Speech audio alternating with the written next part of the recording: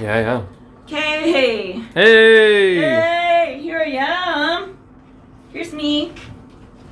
And here's my wood pile. And here's my saw that I'm trying to modify right now with this TriLink carving bar.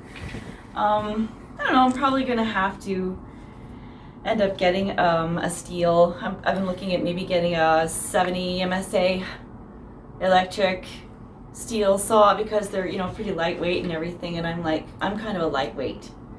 I'm like not a big girl.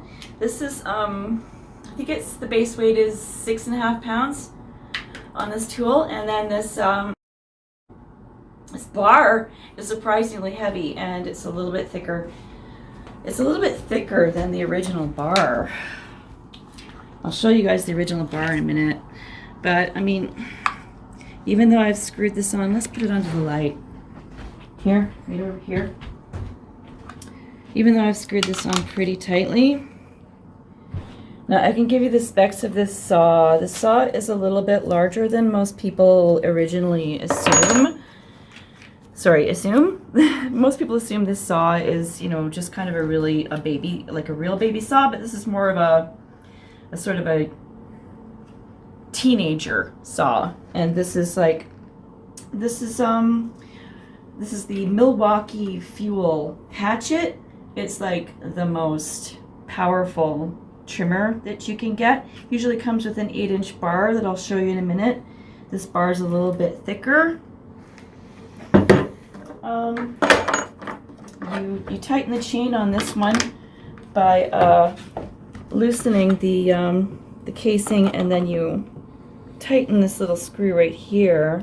I have to make sure this chain is real tight, because you're about to see that even though this chain fits this saw, I don't think this is really gonna work. It does. Oops, let's see. It does kind of work.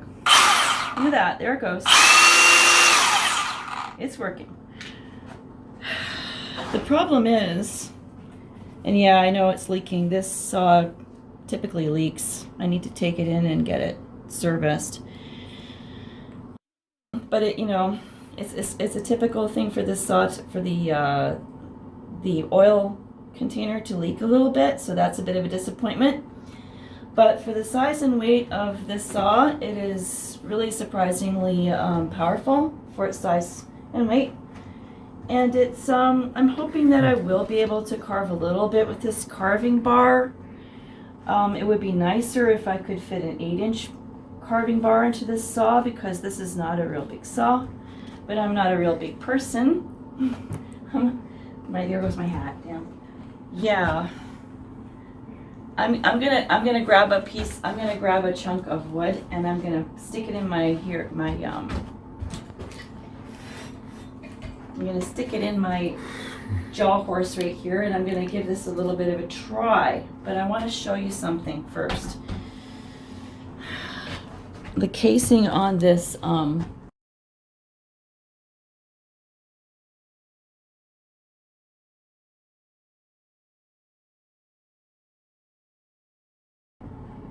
the casing is a little bit close to this blade. It's extremely close. This part of the casing is made of some sort of really hard plastic, so that if the chain does go bumping into it, it'll take off. It's already taken off a little wee bit of the casing here when the chain popped off of the bar, but I'm afraid that this chain is going to bump into that casing just as soon as this chain becomes a little bit loose. And unfortunately, there isn't an automatic tightener on this chain, so that would be nice. That's why I'm thinking about getting the steel. And coincidentally, this here bar, this carving bar, will fit onto the steel 70 MSA as well as this saw, so that might work out better.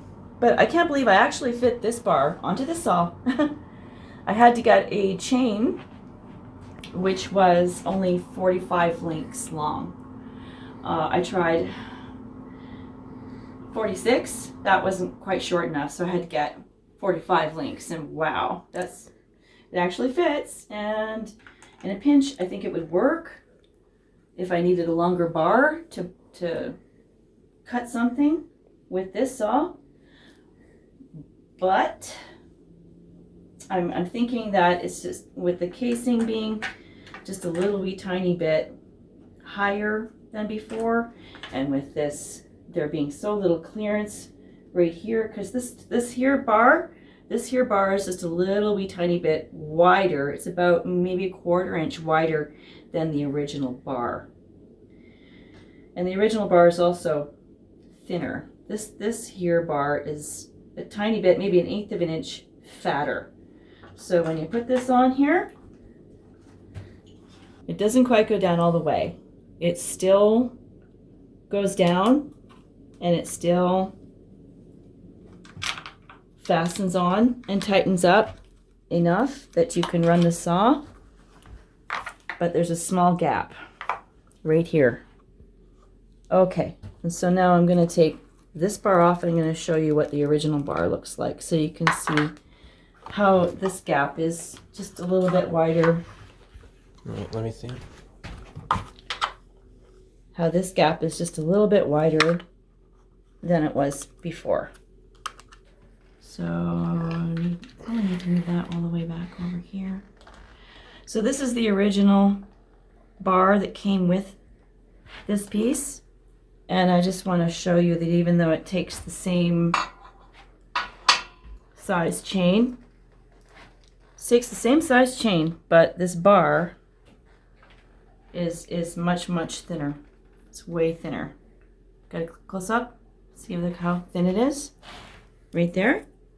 Okay. And then this one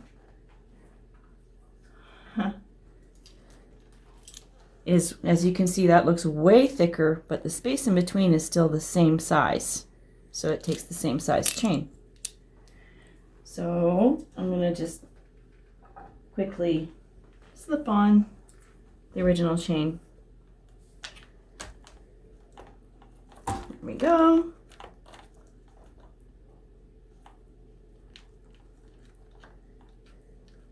And now,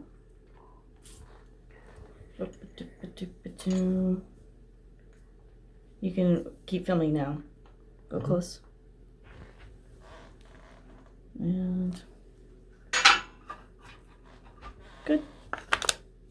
So now, oops, it's a bit nitpickety getting this back on. There we go. All right, so now you can see the difference. That's closer. See, it's maybe almost 1/4 inch, kind of 1/4 inch, and you see on this side over here, it's completely flush.